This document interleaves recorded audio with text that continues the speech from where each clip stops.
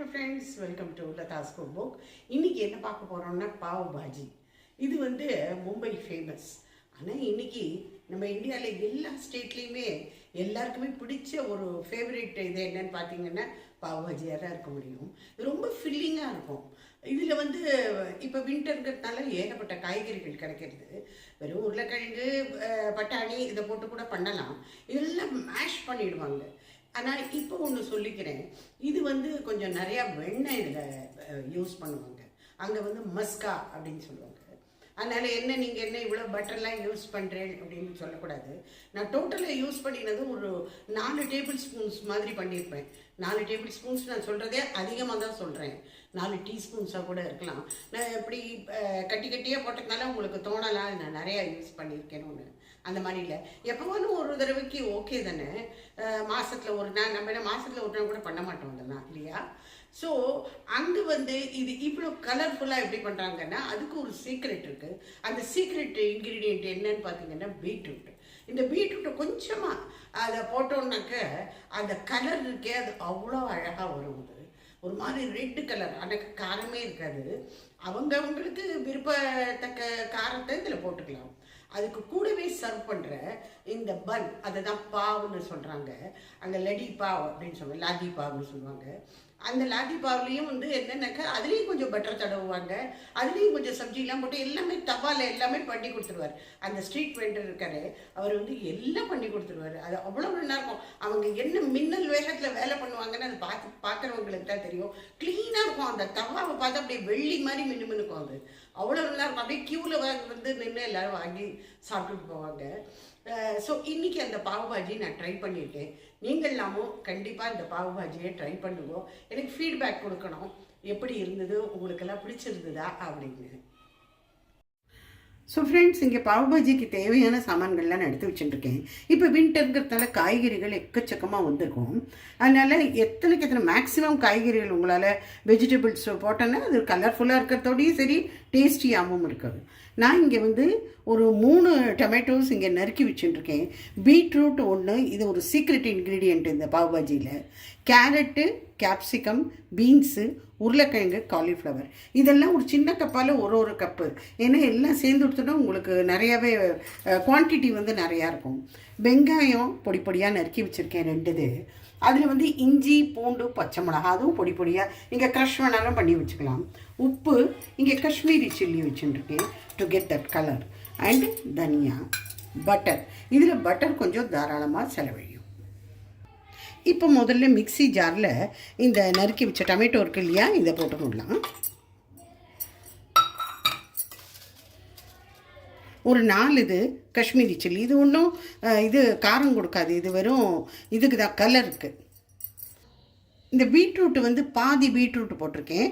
இது போட்டால் தான் உங்களுக்கு பாவ் பாஜியில் இந்த ஸ்ட்ரீட் ஸ்டைல் பாவ் பாஜியில் இருக்கிற கலர் அது அப்படியே வரும் உங்களுக்கு.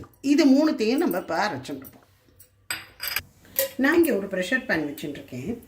இதில் ஒரு 2 டேபிள் ஸ்பூன் போல் எண்ணெய் விட்டுக்கணும். எண்ணெயோடு சேர்த்து கொஞ்சம் பட்டரும் போடணும்.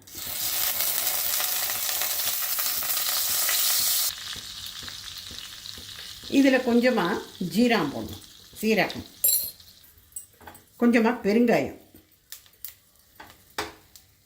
இப்போ இதில் பொடியாக கட் பண்ணின 2 வெங்காயம்,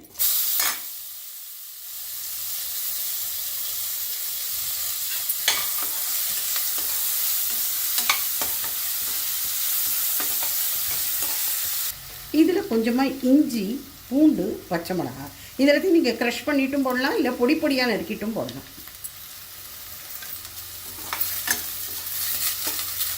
இது அரைச்சம் பட்டையில் இந்த வெங்காயமும் பீட்ரூட்டும் என்ன கலராக இருக்குது பாருங்க, இந்த கலர் கிடைக்கும்.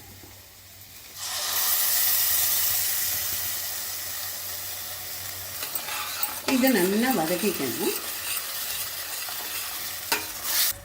இதுலேருந்து ஒரு எண்ணெய் கசிஞ்சு வர பதம் வரும், அது வரைக்கும் நம்ம அதை வதக்கிக்கணும்.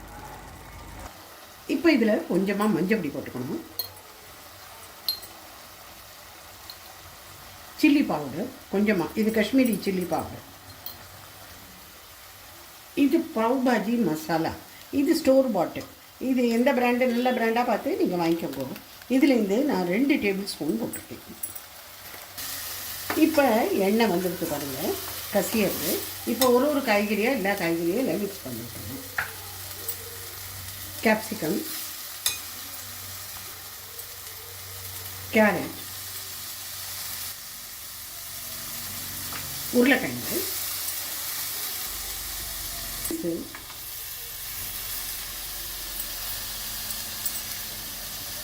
காலிஃப்ளவர் கொஞ்சம்,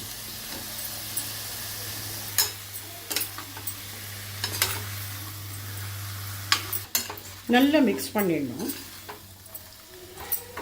இப்போ இதில் உப்பு போட்டுக்கணும். இதில் இப்போ 2 கப்பு ஜலம் விட்டுறணும். இப்போ குக்கரில் வச்சுருக்கோம் இல்லையா, இது ஒரு 4-5 விசிலுக்கு இதை வச்சிடணும். இந்த காய்கறிலாம் இருக்குது பார்த்தீங்களா, இது கம்ப்ளீட்டாக குக் ஆகி நம்ம இதை மேஷ் பண்ணிவிடுவோம். கடைசியில் சர்வ் பண்ணும்போது பார்த்தீங்கன்னா இந்த காய்கறி எல்லாமே தெரியக்கூடாது, இதெல்லாம் அப்படியே வச்சு நல்லா மேஷ் பண்ணி விட்டுருவாங்க. இப்போ 5-6 விசில் வந்துடுத்து பார்க்கலாம். இப்போ இந்த மாதிரி ஒரு மேஷர் எடுத்துக்கணும். இதெல்லாம் நல்லா மேஷ் பண்ணிடணும். இந்த காய்கறிகள்லாம் உருவே தெரியக்கூடாது, அந்த மாதிரி ஆக்கிடணும்.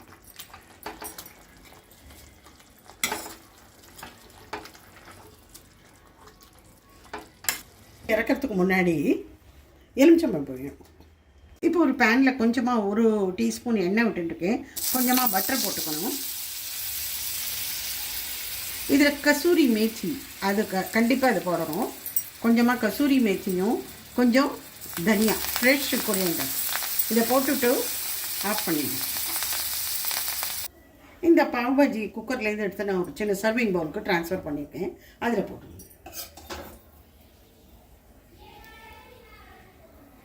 எப்படி இருப்பேன் பாவ்னா அதாவது பன் பிரெட், இது இந்த பாவ் பாஜிக்குன்னே இந்த மாதிரி கிடைக்கும். லடி பாவ்னு கூட அங்கெல்லாம் சொல்லுவாங்க. இந்த மாதிரி இந்த சின்ன சின்ன பன்ஸ் இருக்கு இல்லையா, இது வந்து நம்ம தவாவில் வச்சு நம்ம ரோஸ்ட் பண்ண போகிறோம். கண்டிப்பாக இதில் பட்டர் உண்டு.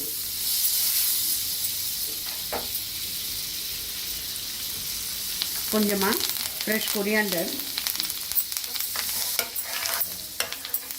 பாவ் பாஜி மசாலா கொஞ்சம், இந்த சப்ஜி பண்ணியிருந்தோம் இல்லையா அதுவும் கொஞ்சமாக போட்டுக்கணும். போட்டு விட்டது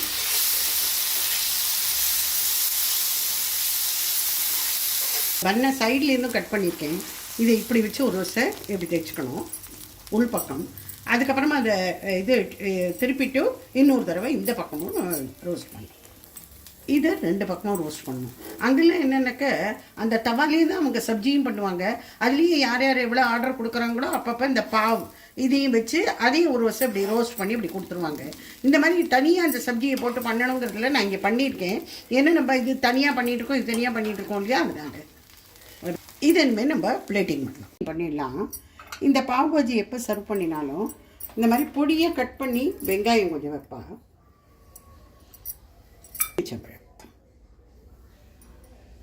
பச்சை மிளகாய், இது ஆப்ஷன், வேணுங்கிறவ வச்சுக்கலாம்.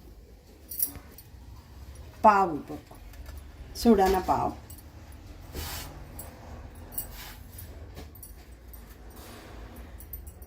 இப்போ அடுத்தது பாவ் நம்ம போட்டு இது பாஜி. இதெல்லாம் சுட சுட தான் இருக்கணும், ஆறி போனால் நன்னாவே இருக்காது. இது ரொம்ப சூடாக இருக்கணும், ரைட் ஃப்ரம் தவா. கொஞ்சமாக கொத்தமல்லி, அப்புறம் பட்டர் சர்வ் பண்ணுறது. ஸோ இந்த பாஜி அதாவது இந்த சப்ஜி வந்து கொஞ்சம் கெட்டியாக இருக்குன்னு பட்டதுன்னா கொஞ்சமாக வெந்நீரை விட்டு நீங்கள் அதை டைல்யூட் பண்ணிக்கலாம். So tasty pav bhaji ready. நான் இதை கட்டின்னு இருக்கிறது மீஷோ சாரீ தான். இந்த சாரீ வந்து அப்போ ஒரு 4 இது உங்களுக்கு காமிச்சேன் இல்லையா, ஒரு 4 இது. அதில் ஒன்று ஏற்கனவே கட்டின்ட்டேன்னு நினைக்கிறேன். இது 2வது சாரீ. இது ஒரு ராமர் பச்சை கலர். அஃப்கோர்ஸ் எனக்கு அவ்வளோ தூரம் இந்த பச்சைக்கு பச்சை இந்த ப்ளவுஸ் போட்டுக்கணுமான் இருந்தது. கான்ட்ராஸ்ட் என்கிட்ட ஒன்றும் இருக்கல, அதனால உங்களுக்கெல்லாம் கட்டி காமிச்சிருக்கேன். இதுவும் எப்படி இருக்குன்னு சொல்லுங்கள், ஓகேயா? ஆனால் பாவ் பாஜி தான் முக்கியம், பாவ் பாஜியை பற்றி சொல்லுங்கள், ஓகேயா? பாய்.